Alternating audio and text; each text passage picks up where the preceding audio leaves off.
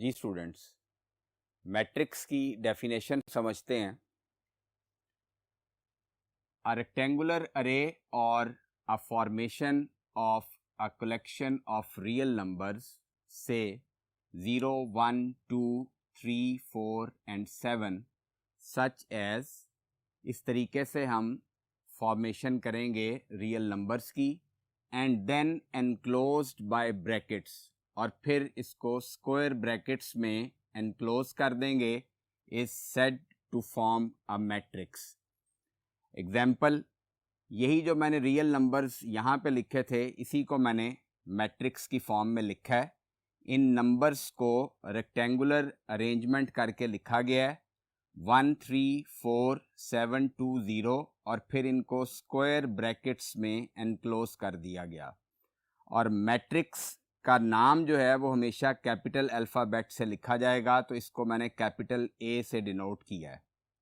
अब इस मैट्रिक्स में हॉरिजॉन्टली रोज होंगी और वर्टिकली कॉलम्स होंगे।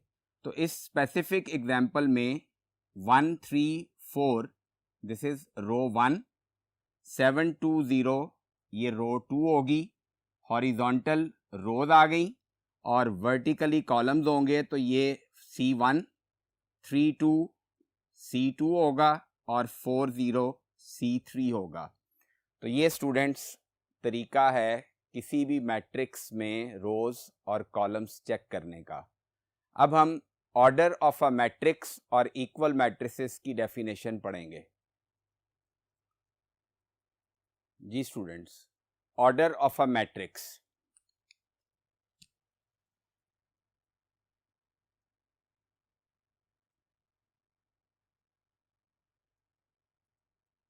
The number of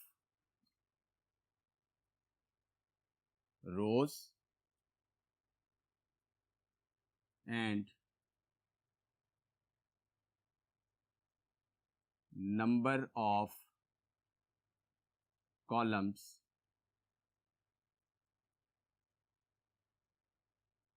in a matrix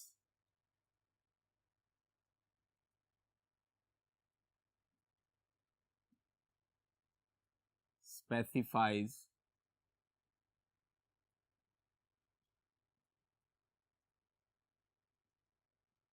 its order.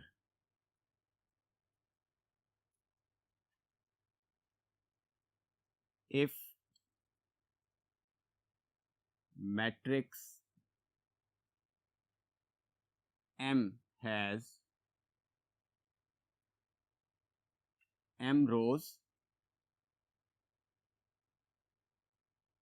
and N columns,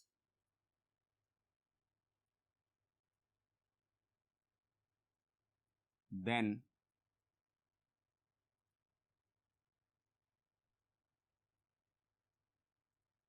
order of matrix M is M by N. तो students, एक मैट्रिक्स में नंबर ऑफ रोज और नंबर ऑफ कॉलम्स फाइंड करके पहले हम रोज लिखेंगे, फिर कॉलम्स लिखेंगे। फॉर एग्जांपल, किसी एक मैट्रिक्स में 2 रोज और 3 कॉलम्स हैं, तो उसका ऑर्डर लिखा जाएगा 2/3।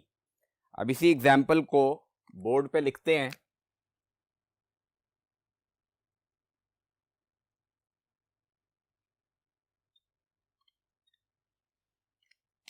मैट्रिक्स M है हमारे पास,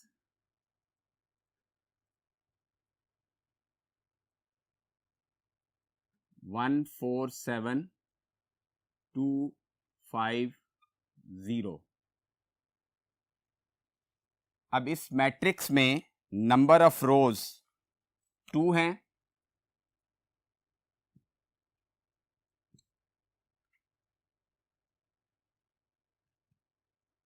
हॉरिजॉन्टली रोज होती हैं, तो 2 रोज हैं। Number of columns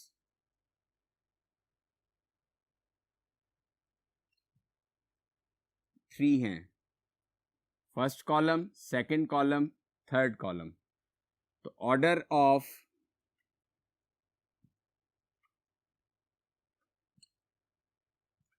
m is equal to rows bye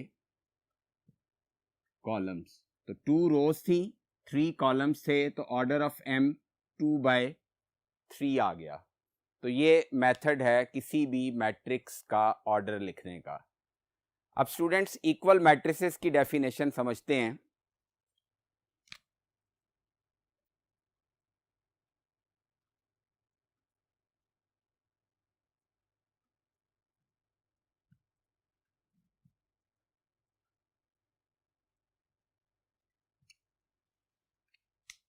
If A and B are two matrices,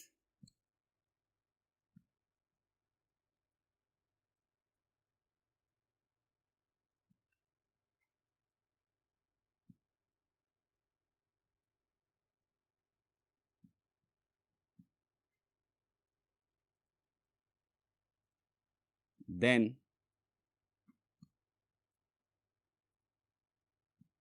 A is said to be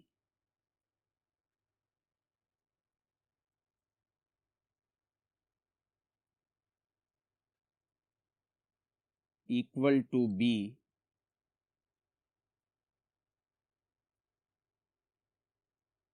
and denoted by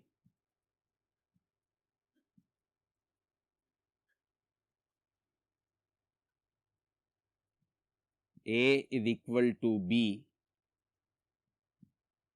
if and only if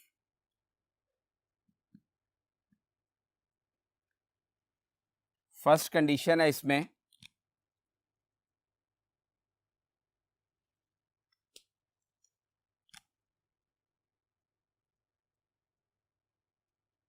the order of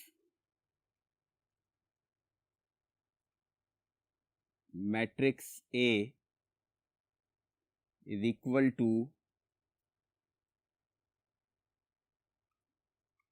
the order of matrix B. First condition ये है कि दोनों matrices का order same होना चाहिए, और second condition है there corresponding entries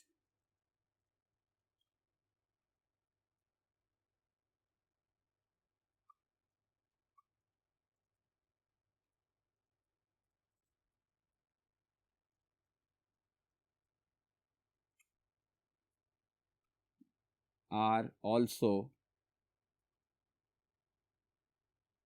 equal. For example,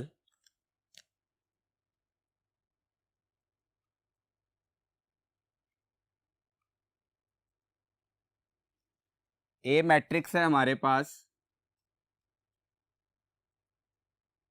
1 2 3 4 और B मैट्रिक्स है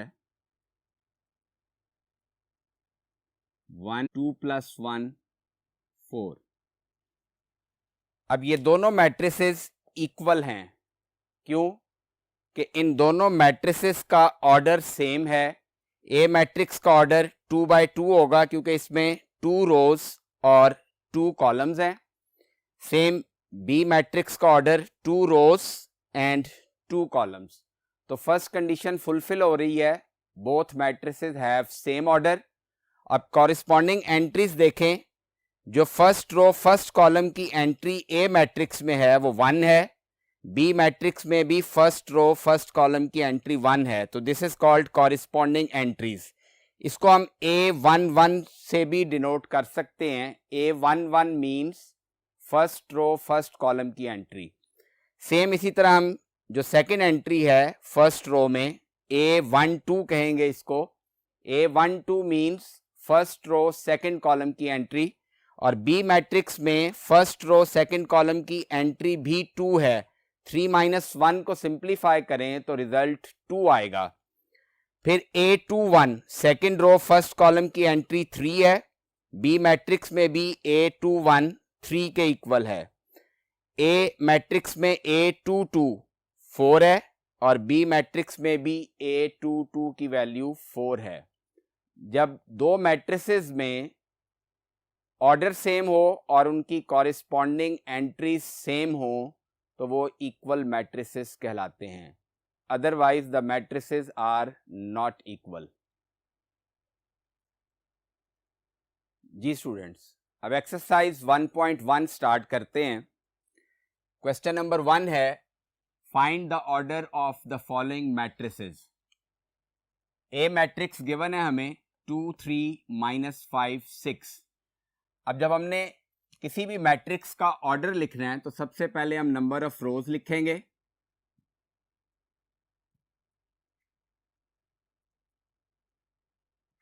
इस मैट्रिक्स की 2 रोज हैं, नंबर ऑफ कॉलम्स लिखेंगे,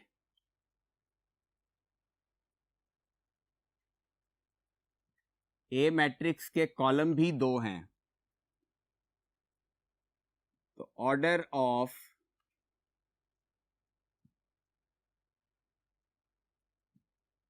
matrix A is equal to 2/2।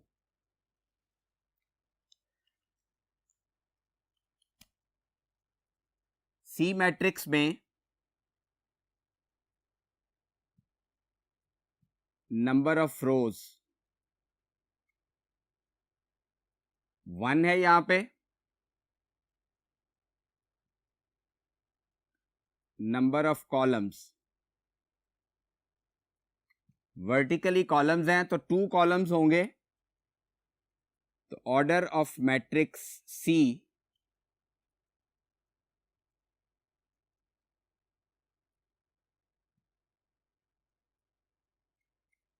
Is equal to 1/2। अब यहां पे हमें ई मैट्रिक्स गिवन है, ई मैट्रिक्स में number of rows is equal to 3, first row, second row, third row. Number of columns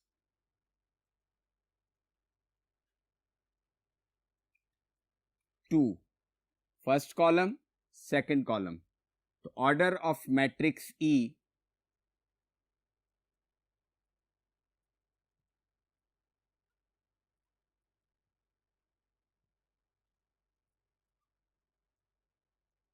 is equal to 3/2।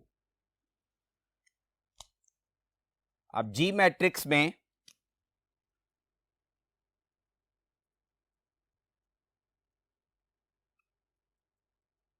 Number of rows first row, second row, third row, तो rows की तादाद 3 है,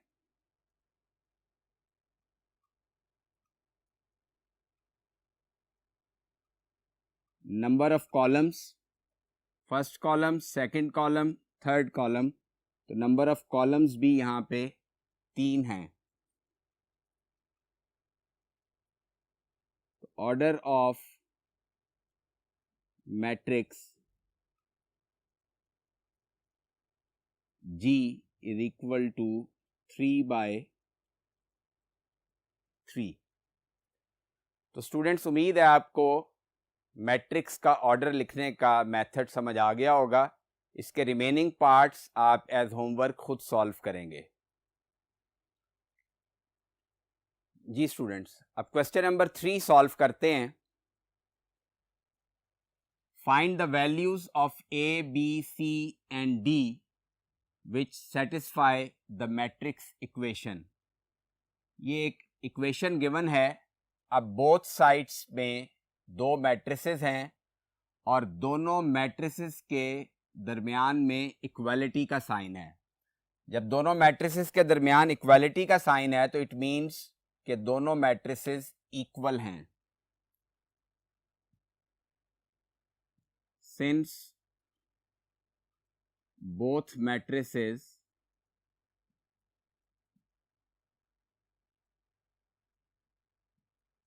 are equal, therefore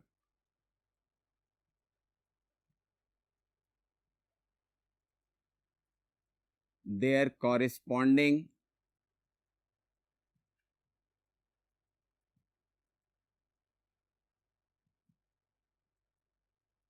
entries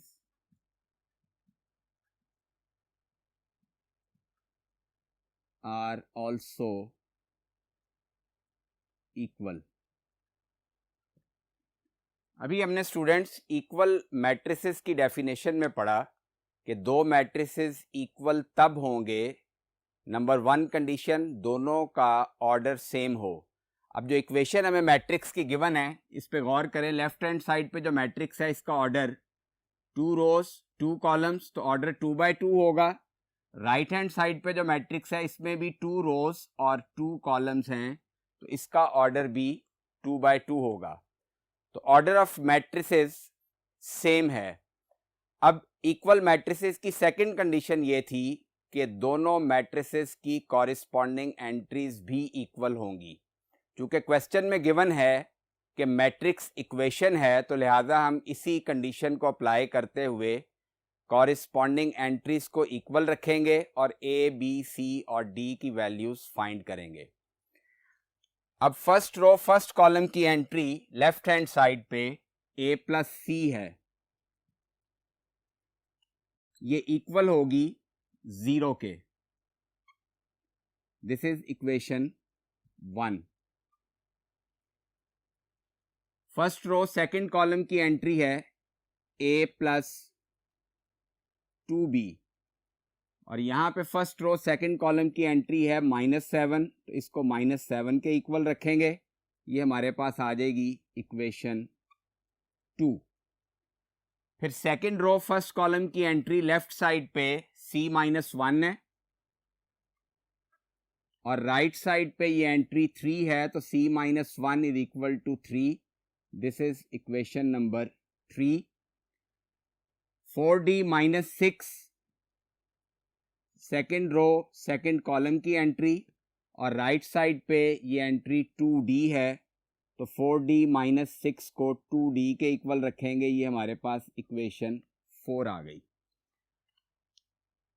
1 और 2 में दो values हैं जो unknown हैं, तो अभी हम a और c की वैल्यूज या a और b की वैल्यूज यहां से फाइंड नहीं कर सकते, लेकिन इक्वेशन 3 में सिर्फ एक अननोन वैल्यू है जो कि c है। तो फ्रॉम इक्वेशन 3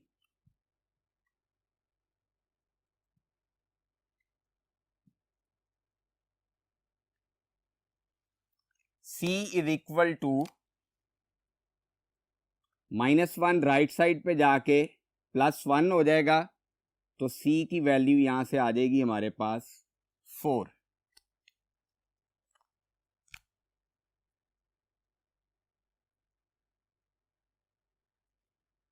अब इक्वेशन 4 में सिर्फ एक अननोन वैल्यू है जो कि d है, तो इक्वेशन 4 में से हम d की वैल्यू निकालेंगे।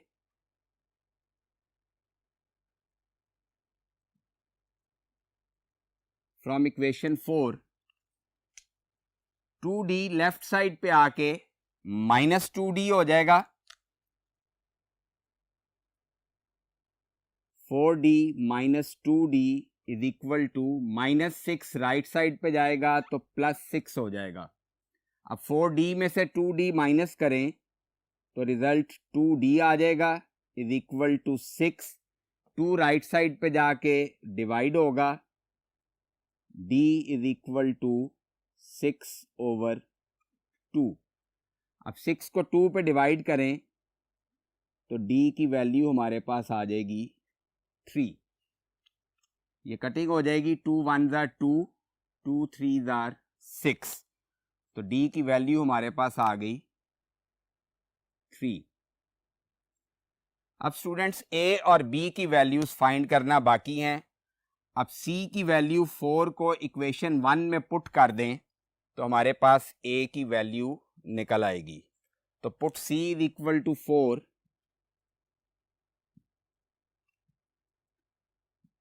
इन इक्वेशन 1। इक्वेशन 1 हमारे पास है a plus C is equal to 0।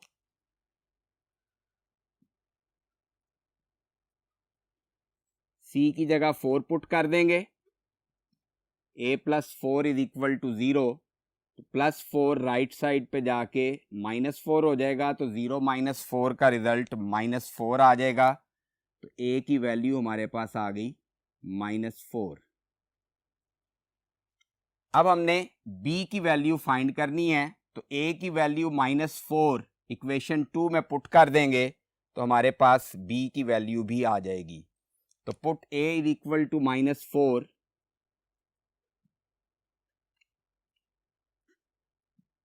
In equation 2। Equation 2 हमारे पास है a plus 2b is equal to -7।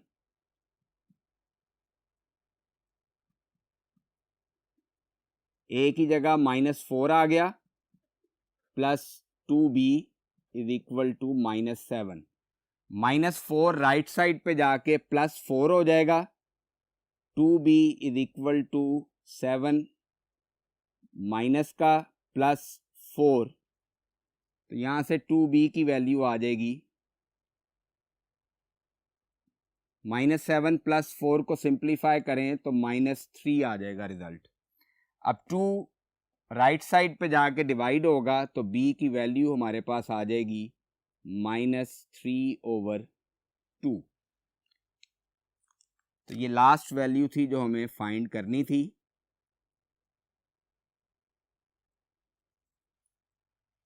तो उम्मीद है स्टूडेंट्स आपको ये तरीका समझ आ गया होगा कि जब भी दो इक्वल मैट्रिसेस गिवन हो तो कांस्टेंट वैल्यूज कैसे फाइंड करते हैं। आज के लेक्चर में स्टूडेंट्स हमने एक्सरसाइज 1.1 कंप्लीट की। जो क्वेश्चंस मैंने बोर्ड पे सॉल्व नहीं कराए वो आप एज होमवर्क खुद सॉल्व करेंगे। नेक्स्ट लेक्चर में नेक्स्ट एक्सरसाइज स्टार्ट करेंगे। अपना बहुत ख्याल रखिएगा। अल्लाह हाफिज़।